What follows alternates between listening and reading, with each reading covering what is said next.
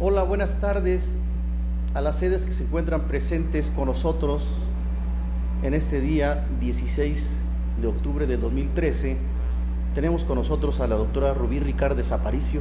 La doctora es anestesióloga, está nuevamente con nosotros para impartirnos una ponencia que a todos nos interesa. Doctora, la ponencia que usted nos va a exponer es analgesia intravenosa, ¿verdad? Que pues obviamente debemos conocer qué detalles podemos nosotros manejar con ustedes. Doctora, bienvenida a Telemedicina. Muchas gracias, doctor. Soy anestesióloga. El tema que les voy a impartir es analgesia. Lo modifiqué hacia analgesia hospitalaria.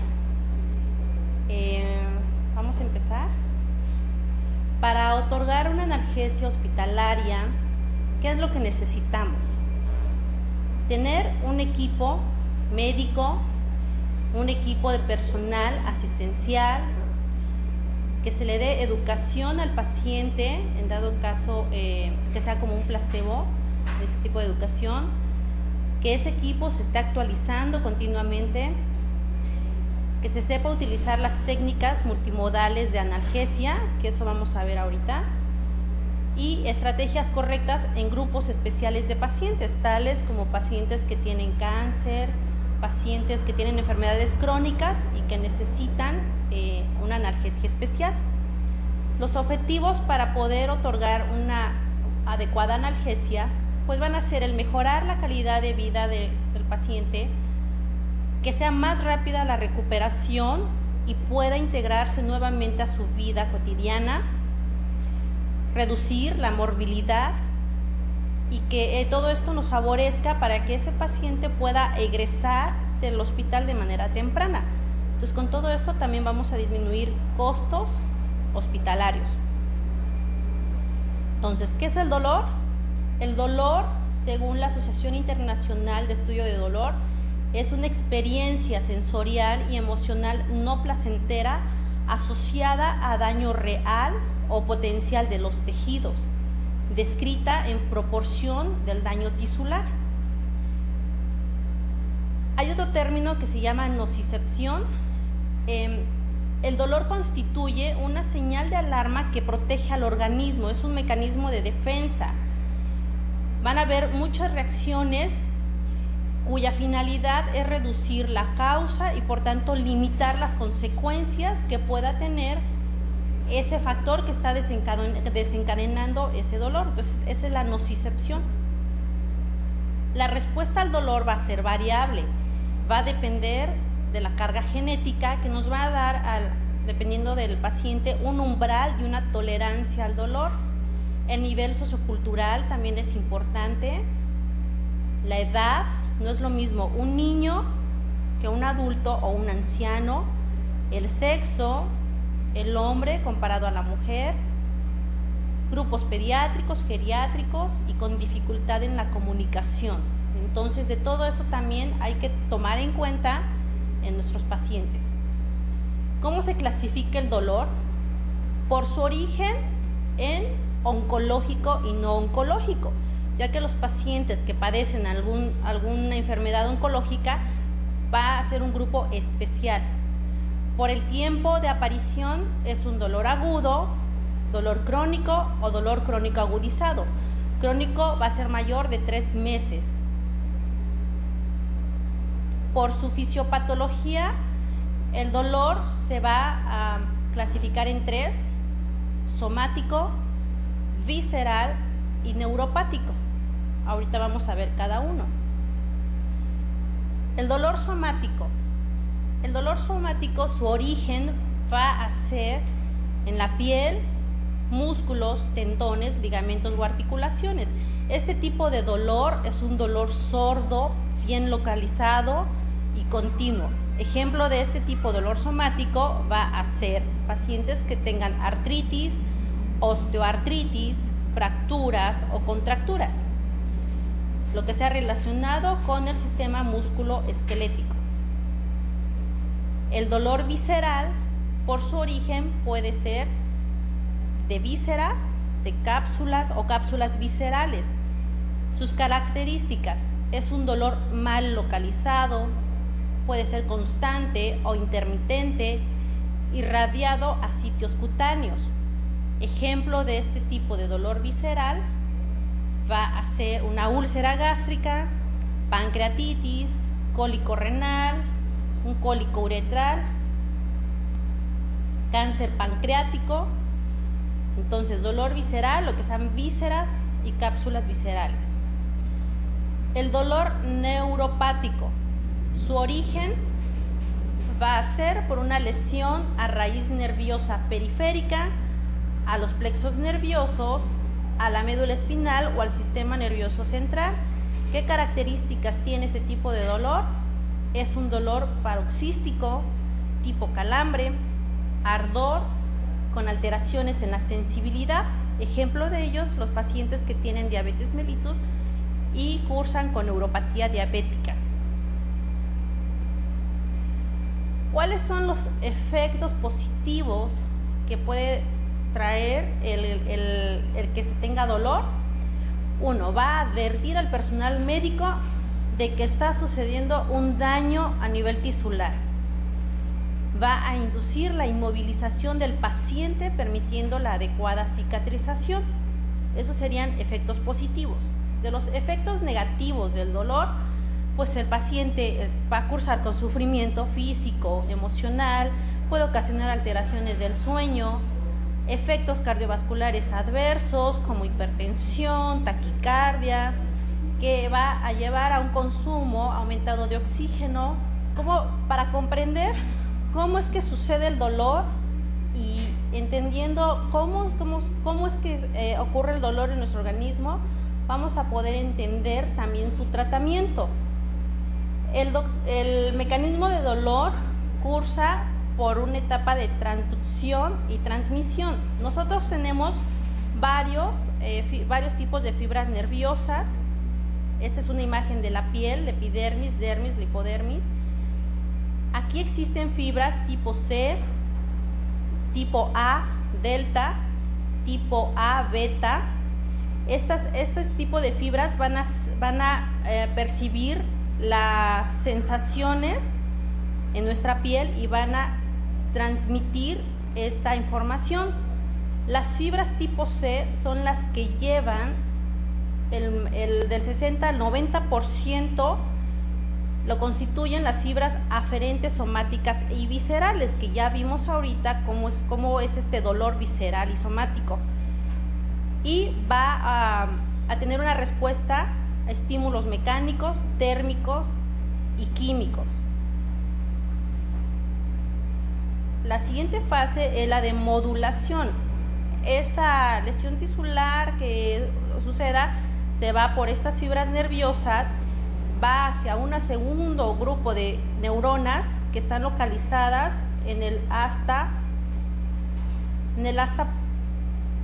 posterior de segundo orden, en la médula espinal. Aquí es donde va a ocasionar alteraciones neurobiológicos que van a modular el dolor. Entonces ahí vemos en la imagen lo que son las fibras C, las fibras A, delta, beta, que a nivel de la médula espinal. Después viene la percepción. ¿Dónde se va a ocasionar la percepción? Va a ser en el tálamo, por las vías ascendentes, en la corteza cerebral también. Desde la imagen podemos ver la fase de transducción, de transmisión, modulación y de percepción, que va a llegar hasta el tálamo. Existen nociceptores. Estos nociceptores van a estar en estas fibras C que ya mencionamos. Hay unos receptores que se llaman, que van a recibir lo que es la capsaicina, y nociceptores peptidérgicas. Estos van a estar relacionados con la calcitonina. Estos van a ser los receptores de este mecanismo de dolor. Existen también los nociceptores no peptidérgicas, que van a estar en el factor neutrófico, derivado de la glía. Esto estamos hablando a nivel nervioso. Entonces, aquí va a haber una liberación de sustancias como la histamina, que nos va a producir dilatación, va a aumentar la permeabilidad vascular, y esto va a ocasionarnos después un proceso inflamatorio que vamos a ver ahorita en los siguientes esquemas. Diversos estímulos también van a tener sus receptores específicos. Entonces tenemos receptores bioquímicos que tapizan todas esas fibras aferentes que van a llevar el estímulo. Algunos transductores van a transformar ese estímulo físico a través de una corriente de despolarización por esas fibras nerviosas. Y esto, si vemos ahí, hay diferentes tipos de receptores. Al haber todos estos diferentes tipos de receptores, hace que haya un carácter polimodal. ¿Qué significa? Que hay nervios que nos llevan una sensación de tacto, dolor, temperatura, ¿sí? Como vemos ahí en el esquema. Y el polimodal, si vemos, está cubierto de más receptores diferenciados con el de tacto y el de temperatura. Los canales de sodio es importante también conocerlos porque hay medicamentos como los anestésicos locales que actúan bloqueando estos canales de sodio, y como vemos acá van a disminuir los potenciales de acción. Son canales de umbral bajo, se encuentran en esas fibras aferentes que transmiten el estímulo doloroso. También tienen acción antiarrítmica, anticonvulsivos. Los anestésicos locales, estos medicamentos antiarrítmicos, anticonvulsivos y anestésicos locales actúan bloqueando estos canales e impidiendo esa transmisión nerviosa. Los receptores NMDA, N-metil-diaspartato, son receptores glutaminérgicos, se encuentran también en esas fibras aferentes que llevan la conducción nerviosa y van a aumentar su densidad en un proceso inflamatorio. Van a hacer más, que se perciba mucho más en un proceso de daño tisular. La noradrenalina tiene la acción también de activar a estos receptores. Los receptores beta adrenérgicos son activados por la adrenalina, y estos receptores en un proceso de estrés van a ampliar esos mensajes de dolor. Ahora, ¿qué pasa en un proceso? Aquí vemos, a grosso modo, vamos a explicar esto. En un estímulo nociceptivo, en un estímulo doloroso que ocasione una lesión tisular, van a ver un proceso de lesión-inflamación, pero dado por una liberación de diversas sustancias. Aquí estamos viendo los canales de sodio. AL significa anestésicos locales. Aquí es donde actúan esos anestésicos locales, bloqueando estos canales de sodio e impidiendo esa transmisión de ese estímulo doloroso por esta fibra C. Como ya mencionamos, son las que se encuentran en mayor porcentaje para la transmisión de dolor. Esa fibra C va a llevar ese estímulo doloroso hacia las neuronas ganglionares y de ahí hacia la médula espinal en el asta posterior. Va a haber liberación en un proceso de inflamación, sustancias, citocinas proinflamatorias, factor. Aquí es donde va a actuar el analgésico, el paracetamol. En este proceso inflamatorio va a haber acción en los fosfolípidos de membrana que van a estar lesionados. Se va a liberar ácido araquidónico, leucotrienos, y aquí entonces, conociendo, esta es así una imagen a grosso modo cómo es el proceso inflamatorio. Si sabemos todo lo que ocurre acá, podemos elegir los tipos de analgésicos que queramos para según el proceso que queramos y el efecto que queramos ocasionar en nuestro paciente. Aquí hay otro esquema. Está el estímulo inflamatorio, se libera el factor de necrosis tumoral, varios interleucinas. A nivel de la interleucina 6 va a ser el efecto del paracetamol, de la interleucina, aquí actúan los SAINES a nivel de la COX-2, en la conversión de las prostaglandinas hacia el ácido, del ácido araquidónico hacia las prostaglandinas, aquí actúa la dexametasona, que entonces tiene efectos antiinflamatorios también.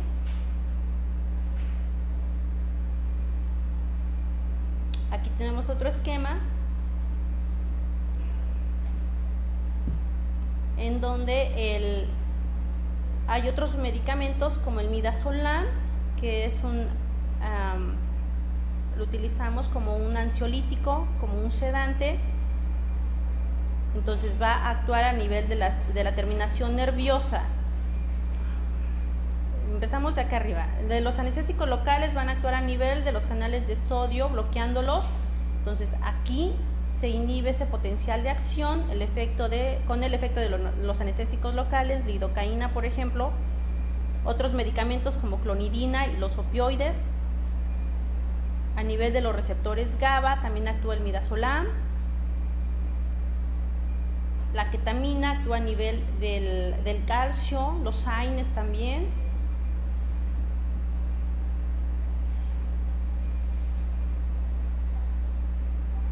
A nivel cerebral vamos a tener efecto con los opioides, lo que ahorita vemos, pero de los más utilizados hospitalariamente tenemos la buprenorfina, el fentanil, la morfina. Entonces van a tener acción a nivel de la corteza motora, la corteza somestésica, la gabapentina y la pregabalina también van a actuar a nivel del tálamo. Entonces, ¿cuáles son los principios del tratamiento? El dolor debe evaluarse con el paciente consciente, ya sea que esté en reposo o ya sea movilizándolo. Debe evaluarse el efecto de cada prescripción, o sea, qué medicamento voy a utilizar según el padecimiento del paciente. En la unidad de cuidados posanestésicos, nosotros evaluamos cada 15 minutos durante las 2 primeras horas el dolor que tenga el paciente después de una cirugía. En la hospitalización, cada 4 a 8 horas tiene que estarse evaluando ese dolor. El dolor nos va a orientar al personal médico de los diagnósticos que puede estar teniendo este paciente. ¿Qué es lo que me va a justificar el uso de analgésicos? En el caso del dolor posoperatorio, es un dolor agudo y nosotros tenemos que tener principalmente cuidado de manejar que ese paciente esté controlado principalmente en las primeras 24 horas. ¿Por qué? Porque en el posoperatorio, si ese paciente cursa con dolor, el paciente va a tener ansiedad, va a tener angustia, y esto va a hacer que se liberen varios mecanismos de inflamación, como ya vimos, que nos va a ocasionar en trastornos cardiovasculares, taquicardia, hipertensión, efectos respiratorios, polipnea, etcétera. Entonces, mientras mejor controlado esté el paciente en el posoperatorio, su pronóstico y su evolución va a ser mejor. Su tratamiento sufre limitaciones y carencias y en muchas ocasiones se considera normal. Lo que decimos, es normal que le duela, es normal que le duela tantito, usted aguántese. Eso es incorrecto, no deberíamos de permitir que nuestros pacientes cursen con dolor en una institución hospitalaria. Y por lo que ya decía, produce alteraciones cardiovasculares, respiratorios y del sistema neuroendocrino.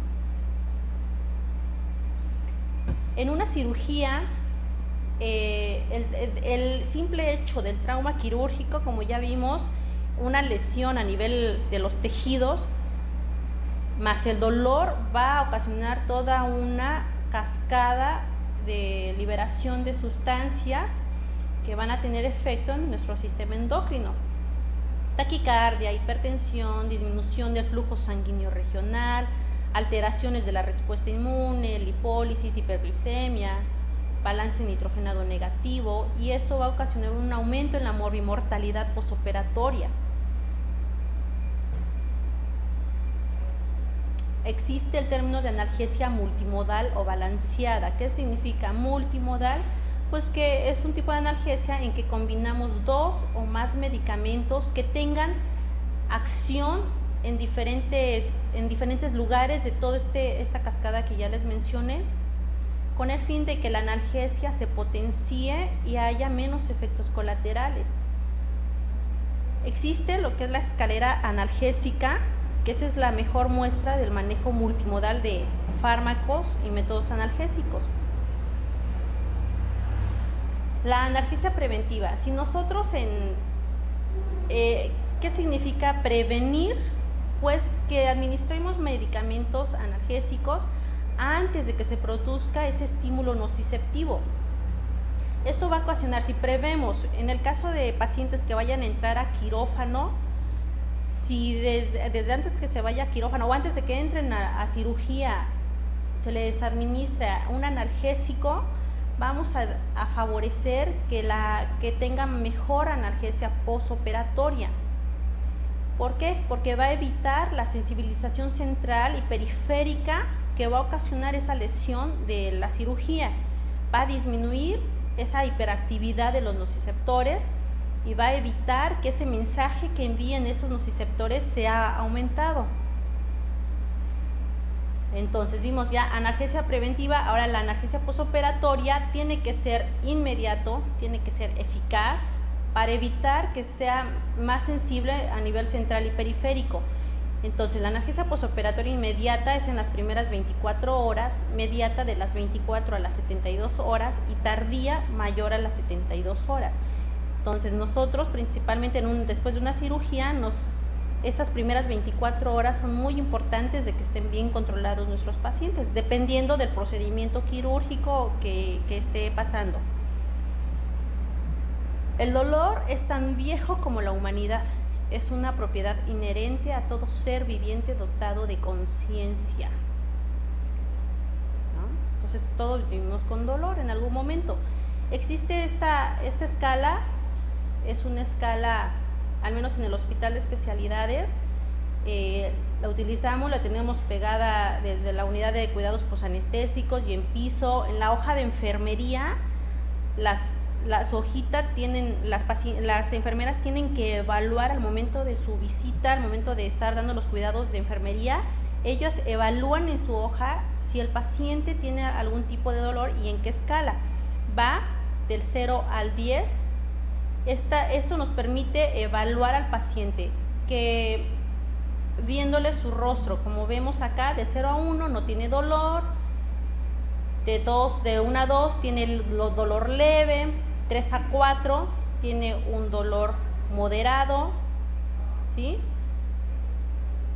De 5 a 7 es más intenso, está acompañado de una respiración aumentada, podemos ver que él frunce el ceño, ¿sí? Interfiere con su concentración, es un dolor fuerte. Dolor demasiado fuerte o severo, el paciente ya este tipo de dolor va a intervenir con sus necesidades básicas, ya se quejan. En el calificación 9 a 10 es un dolor insoportable, el paciente está llorando, el paciente está gritando. En un hospital, de veras, si nos preocupamos por el bienestar de nuestro paciente, no deberíamos de estar escuchando pacientes que estén llorando, que estén gritando por dolor. Entonces yo sí les sugiero, ojalá y que en sus hospitales el personal de enfermería se capacitara y evaluaran en ese momento en qué escala de dolor tiene ese paciente, y dependiendo de eso también ir a avisar a nuestro personal médico y se le dé el tratamiento adecuado para ese dolor que esté cursando. La OMS propone lo que es la escalera analgésica. Se requiere de la utilización de 3 grupos de fármacos. Uno, lo que son los analgésicos no opiáceos, que son los analgésicos no inflamatorios no esteroideos. El segundo grupo son los analgésicos opiáceos y el tercero son los medicamentos adyuvantes. Esta escalera, en el primer eslabón encontramos los analgésicos no opioides. Aquí están los AINES, el paracetamol o el metamizol. En la segunda escalera están los opioides débiles. Opioide débil como la codeína, dihidrocodeína, el tramadol. Esta escalera lo propone la OMS, pero con el analgésico opioide débil que contamos aquí generalmente en los hospitales de salud es el tramadol. En la escalera 3 están los opioides potentes como la morfina, el fentanil, la buprenorfina. Estos tres yo creo que en la mayoría de los hospitales en la República Mexicana los cuentan. La oxicodona y la metadona no es tan fácil aquí en México. Y se agrega el cuarto eslabón, que es el de métodos invasivos. Métodos invasivos como el bloqueo peridural, bloqueo de troncos nerviosos, y esto lo hacemos el personal de anestesiología. Del escalón 2 al 4 podemos asociarlos con los medicamentos del primer escalón, lo que es, por ejemplo, el tramadol más un AINE. ¿Qué quieren? El ketorolaco, dexketoprofeno, o paracetamol o metamizol. O en el eslabón 3, igual con alguno del primer eslabón. Entonces, si nosotros vamos viendo las escaleras, vamos a ir eligiendo el analgésico según la situación clínica y la causa de dolor que curse el paciente. Por ejemplo, en un paciente lo estamos revisando, él refiere un dolor leve, un EVA, que es la escala visual análoga, la que les mostré. Con un dolor leve, pues lo podemos tratar con un analgésico no opioide tipo AINE, ketorolaco, por ejemplo. Un EVA de 4 a 7, que es un dolor moderado, podemos utilizar un analgésico opioide con efecto tope. Hay que checar bien las dosis. Adelante les muestro una tabla que puede ser en bolo o en infusión continua en combinación con un AINE. En un EVA de 8 a 10, un dolor severo, aquí están indicados los opioides potentes como es buprenorfina, fentanil, morfina, en infusión continua, y o lo que es el cuarto eslabón, que sería técnicas de anestesia regional, que es un método invasivo. Otro ejemplo, estas son opciones en el dolor posoperatorio según la escalera analgésica. Nos vamos desde un dolor de intensidad leve, por ejemplo, un paciente operado de una hernia inguinal, varices o colecistectomía laparoscópica. Podemos utilizar paracetamol, que es el primer eslabón, si el cirujano infiltra en la herida con algún anestésico local como lidocaína o bupivacaína, favorece que el paciente tenga menos dolor y va a ser menor también el consumo de analgésicos. O también puede ser un AINE, o a menos que estén contraindicados, un bloqueo regional, que se le puede utilizar opioides leves para analgesia de rescate, con pequeñas dosis de opioides fuertes por vía IV si fuera necesario. En un dolor de intensidad moderada, por ejemplo, en un reemplazo de cadera, una histerectomía laparoscópica, una cirugía de mandíbula, podemos utilizar el nivel 1, que es paracetamol con infiltración de herida con los anestésicos locales, un AINE o bloqueo de nervios periféricos en dosis única o infusión continua, o inyección de opioides intravenosa o por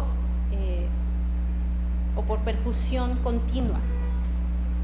En un dolor de intensidad severa, por ejemplo, cirugía de tórax, cirugía de hiato, de la aorta, un reemplazo de rodilla, podemos utilizar paracetamol e infiltración de la herida, un AINE, un bloqueo peridural de un nervio mayor o de plexos opioides, lo que es una analgesia controlada por el paciente.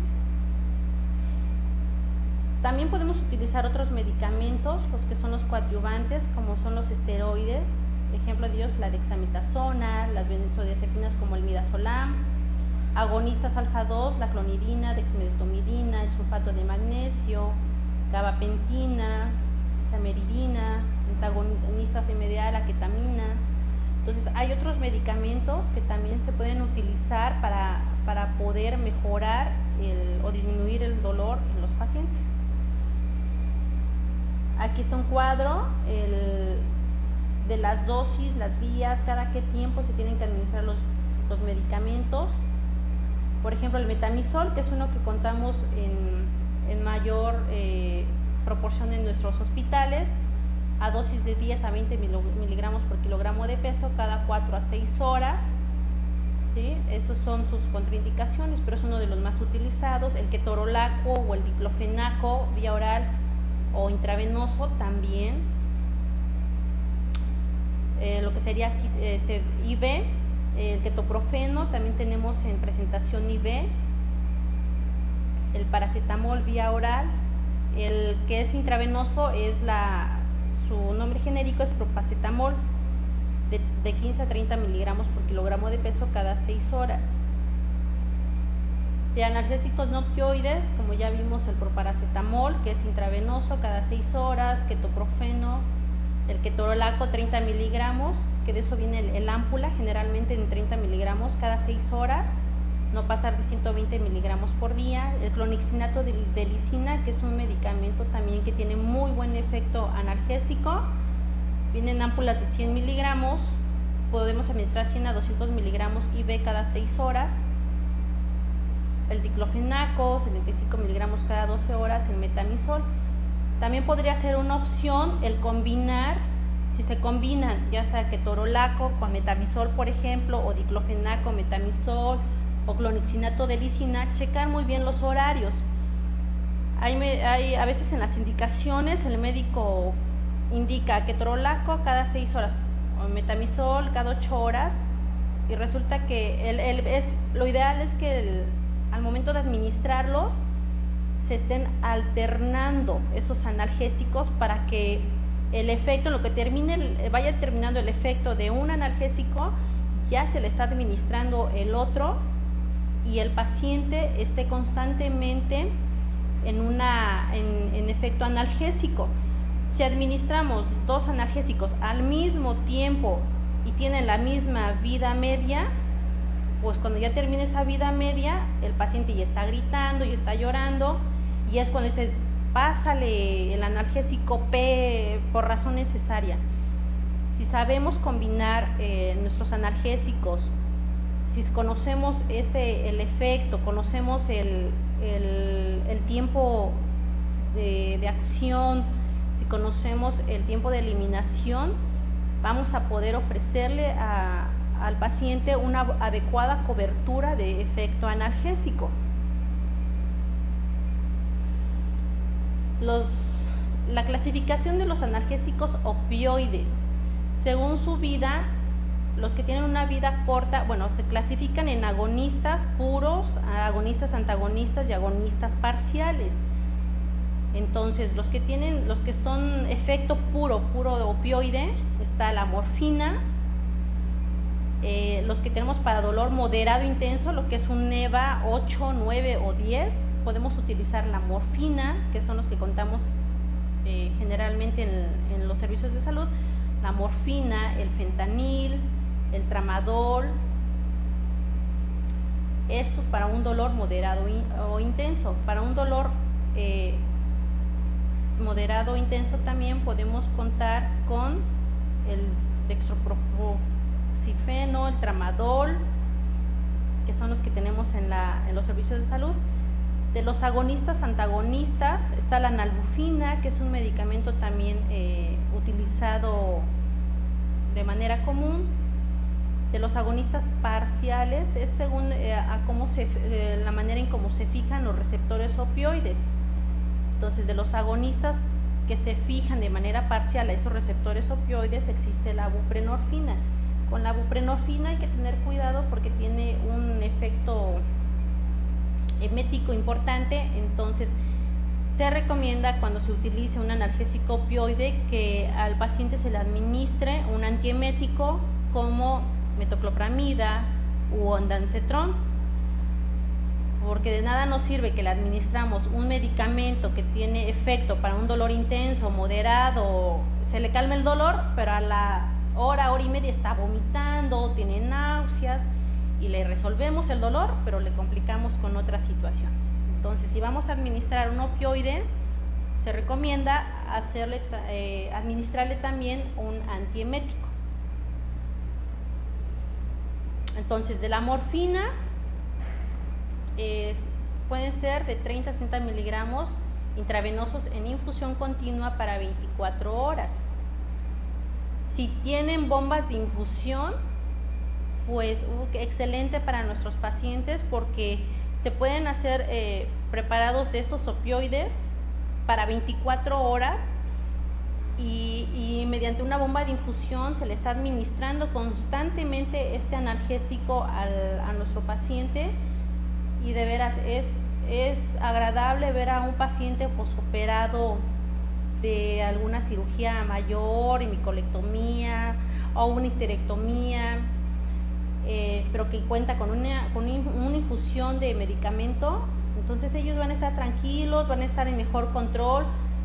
En el hospital de especialidades que nos llegan pacientes con alguna cardiopatía, con diabetes mellitus, hipertensión arterial, que tienen enfermedades secundarias o coadyuvantes a su patología, procuramos que se manejen con una infusión continua para cubrir a este paciente, y mientras menos dolor tenga, pues va a tener menos efectos secundarios y menos descontrol endocrino, como ya habíamos visto, cardiovascular también. Entonces, la nalbufina, que es uno de los medicamentos que también contamos en los servicios de salud en IBE, puede ser de 100 a 300 microgramos por kilogramo por dosis, que es cada 6 horas. La buprenorfina, IBE, de 10 a 15 microgramos por kilo al día. El tramadol, de 0.5 a 1 miligramos por kilogramo en un bolo cada 8 horas, y si es por infusión puede ser de 2 a 4 microgramos kilo minuto. El fentanil, de 0.5 a 1 hasta 5 microgramos kilo hora, o la morfina también, de 10 a 40 hasta 50 microgramos kilo hora. Entonces, contamos, yo creo que la mayoría de las instituciones cuentan con algún opioide que, si lo saben manejar, le puede dar un mejor resultado a los pacientes en el manejo de dolor. Y lo peor para nuestros pacientes, ¿no? El peor dolor es el que nadie atiende. De veras, yo los exhorto. Felicidades, doctora. Muy bien, doctora, pues me permito hacerte la entrega de la constancia. La Coordinación Estatal de Telemedicina otorga la presente constancia a la doctora Rubí Ricardo Aparicio por su ponencia con el tema analgesia intravenosa, efectuada el 16 de octubre del 2013 en la ciudad de Oaxaca de Juárez, Oaxaca. Atentamente, el Coordinador Estatal de Telemedicina, el doctor Gabriel Sainz Coronado, y su servidor en Telecapacitación y Educación Continua, doctor Alberto Cibaja. Doctora, muchas gracias. Muy agradecido por su tema, y pues seguramente vamos a estar en contacto, a lo mejor ya no en este año, sino en el próximo, esperando contar con su apoyo. Sí, gracias. Muy amable. Gracias por la invitación. Al contrario. A todas las sedes que se conectaron, muchas gracias. Nos veremos en la próxima videoconferencia. Saludos y buenas tardes.